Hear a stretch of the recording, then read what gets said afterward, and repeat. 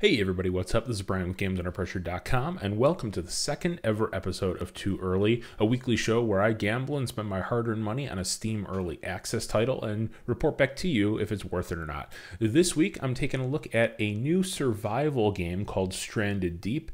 Now, this is the latest in a very crowded genre of games. I mean, you have Rust, The Forest, DayZ, H1Z1, so there are a lot of games that are sort of like this, but this one is a little bit different in terms of its setting. It takes place on a deserted island, and it relies on a crafting system, so you have to craft items to survive. It looks really interesting. It really piqued my interest back in December when they launched this really cool looking trailer. So without further ado, let's get in and then stick around after the video and I'll tell you what I think of it. So let's get into it right here. I'll start a new game. And I'll show you this intro because I think the intro is pretty cool and relatively effective. Very reminiscent of Castaway. So you start out on this little plane here. And Stranded Deep has this interesting way of introducing you in a very basic way to the crafting system by having you go over here and make a martini. So if there's an item that you can craft, it opens this little context menu below where it says martini ingredients there. And using the left mouse, you can craft whatever it is that's available. You can also open your inventory with the tab button and select whatever. It's also tied to your numbers on the keyboard, so you can very quickly access those. Press E to pick things up, and then left mouse button again to use it. You gotta go back to the seat here, and then I'll just sort of shut up and I'll let you watch this part.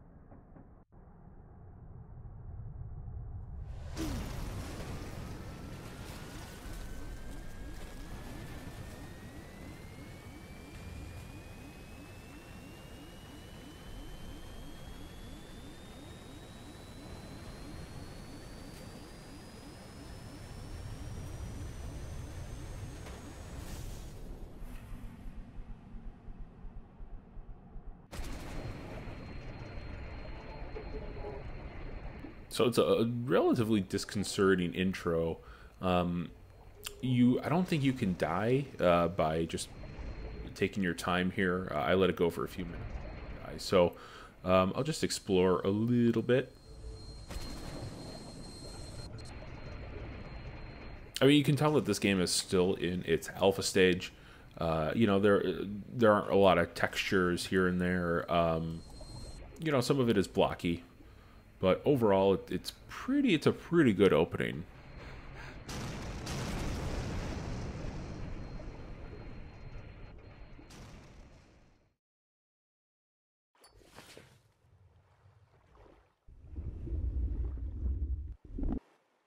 And they just sort of throw you into it. I mean, there is no explanation.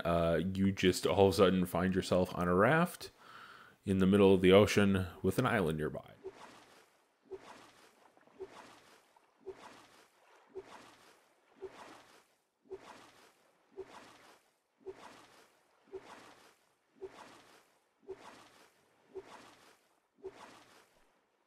So you use Q to drop things, and you have to be pretty careful where you drop them. And then one of the other main mechanics in the game is the ability to drag stuff, which you can do with the right mouse button, and it's going to come in handy a little bit later. Now, the first thing you're going to want to do, obviously, this is a crafting game. The goal is to craft items to survive, and one of the most valuable items that you'll run across are rocks. So every single rock that you see, you want to grab. They're used in the creation of your basic tools.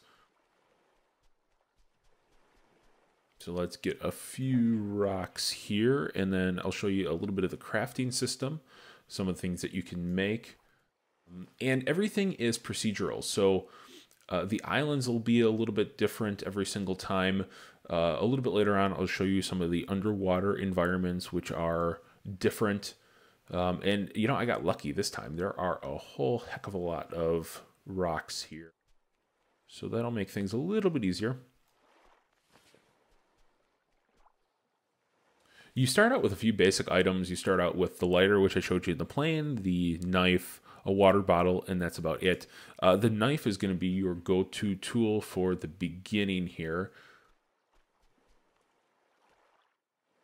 And I've noticed there always seems to be a ship on the first island. There's a hatch in there. You can jump down into the belly of the ship and hopefully find some. I think I found a hammer in one of the ships, a gasoline canister. And what you're going to want to do is go find these plants right here, and with your knife, you can get lashing, some twine from those. And those are going to come in handy, of course.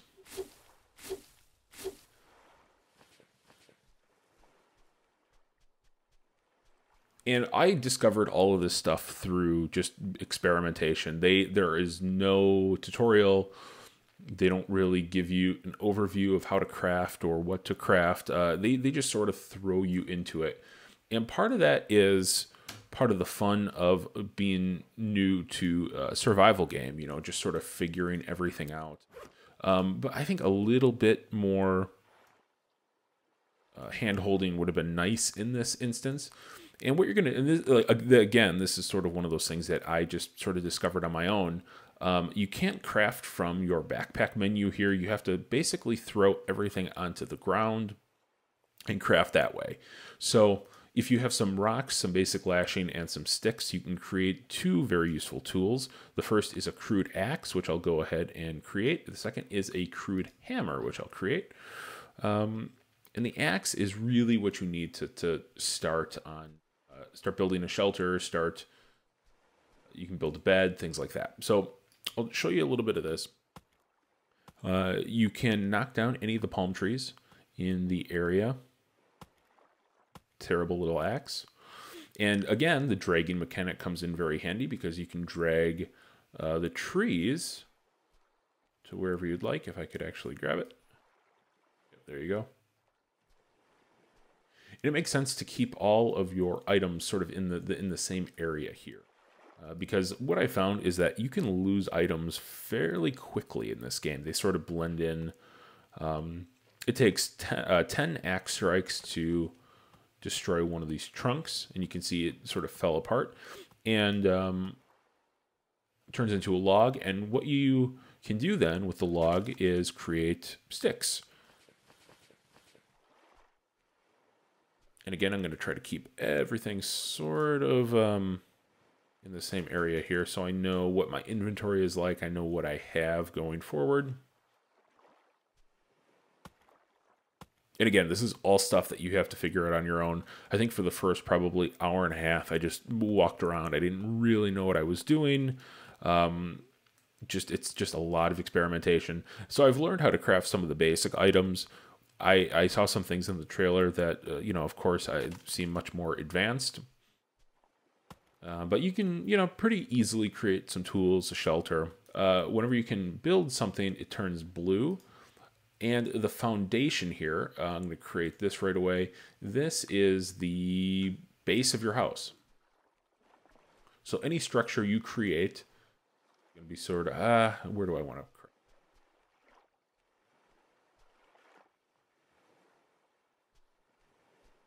As flat as possible.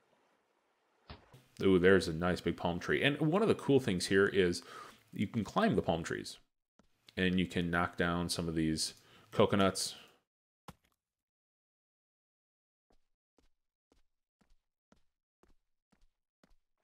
And then another basic mechanic in the game is the ability to pull up your watch. And you got this spiffy little survival watch here.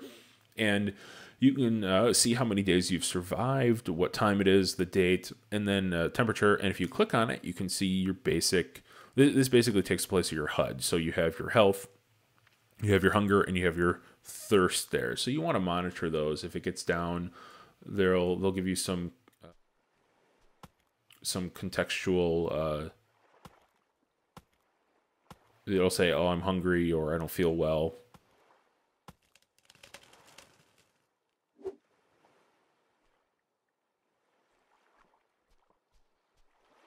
And what I'm trying to do now is create supports for the 4 walls of my very simple little hut.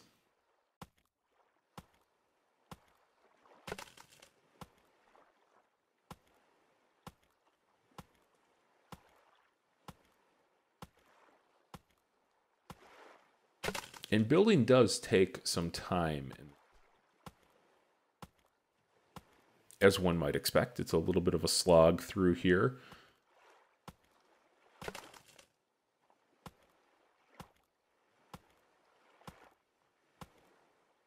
But I've also noticed in my time with this game that things seem to regenerate fairly quickly. So there's not a whole heck of a lot of waiting around for things to respawn. And what's kind of cool is that you can see in the distance there are islands. And again, these are all procedural. So there'll be different islands that hold different things. And if you run out of supplies here, you can always jump in your raft or take a swim over to those islands and hopefully try to find what you need. Where I am in the game, I've sort of found everything that I need on this island so far. I'm sure when I want to start crafting some crazier items, I'll need to travel a little bit. Okay, so when you get a few sticks, you can move them over to your foundation and create supports for your house. These are going to be sort of the four wall supports.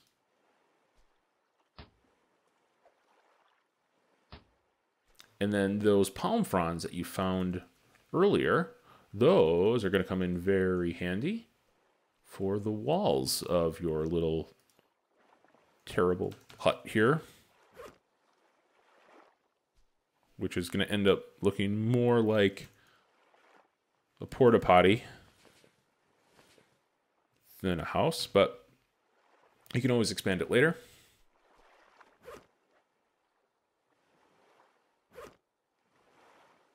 Now let's see if I have enough here. Yep, I can build a wall.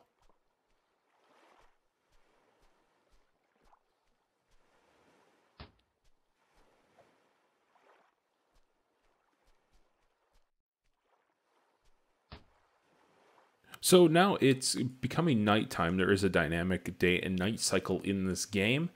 And I haven't found a phenomenal reason to do this yet, but it is what it is. I will create a fire here. And it's fairly easy to do. I'm going to put this a little bit further away from my house. I don't know if you can burn down your house, but I don't want to risk it. And using your lighter, there you go. So now we're going to take a look at some of the basic survival here. Like I mentioned earlier, there are some animals walking around. There are some crabs. There are some sharks in the water. You can kill some of the crabs, and with the help of your bonfire, actually cook them. And I don't know, I keep puking every time I eat them, but you can hear them sort of sizzling and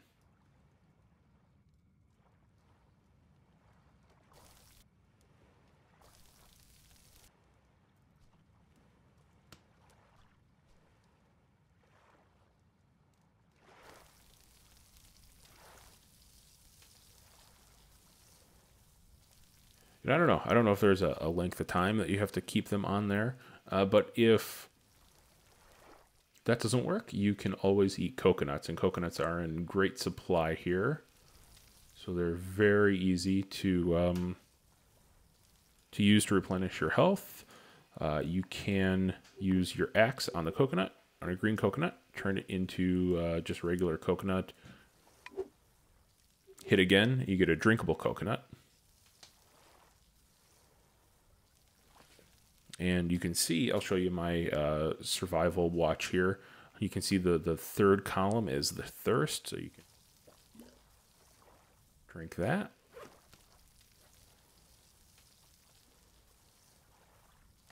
And see that I am all replenished there. So here I have enough sticks so I can create a bed, and you use that. You can create a bed using 4 times rope, 4 times palm leaves, and 6 times sticks. So beds are pretty expensive, and I haven't found a way to put the bed in the house yet. I tried building a bigger house, and I don't know. So I will sleep away the night just long enough to be able to show you some of the other aspects of this game. You can see you got kind of a cool sunrise here, some lens flare on the camera. And one of the biggest aspects of this game is just its randomized nature. So you can jump in the water here and kind of hang out below the ocean surface. There are shipwrecks scattered around here that you can find useful items in. You can see some of the fish. I'm sure you can catch fish later. That seems like sort of a logical place to go with this. So there are reasons to get off the island, to get into the water, to look around a little bit. Like I mentioned earlier, all of the islands that you see in the distance, they're all random, so you can find different items on different islands. And I want to show you one more thing. And that is just some of the sharks in the area. So I finally found a shark. Here's a tiger shark. And as you can see, I'm just sort of bugging the shit out of it by going up to it. And no real aggression here at all. I'll actually take out my axe. I'll hit it a few times. Not a lot of danger. So I'd like to see that aspect of it explored a little bit, because those things are kind of freaky, especially when you see them sort of all around your boat. But who knows? So that is Stranded Deep in a nutshell. Right now, this game is super, super early. The developer says that the game should be released in late 2015, so we're talking about a full year between now and release. This game is in alpha right now. It's the first version of the alpha, so it's very, very early. I think it's a good foundation for a game, but there's just not enough right now to recommend. There are some game-breaking bugs that I've experienced. My raft kept disappearing. I don't know why. So it would appear when I was out of it, and then the minute I climbed into it, it would just disappear again. A few times I saved the game and reloaded it, only to find myself stuck between 2 rocks for some reason. So there are issues. Overall, though, if you're a fan of the survival genre and you like getting in on the ground floor before it's really explained, and you like that exploration, that sense of discovery, I would recommend it. It's $15 and it's available right now.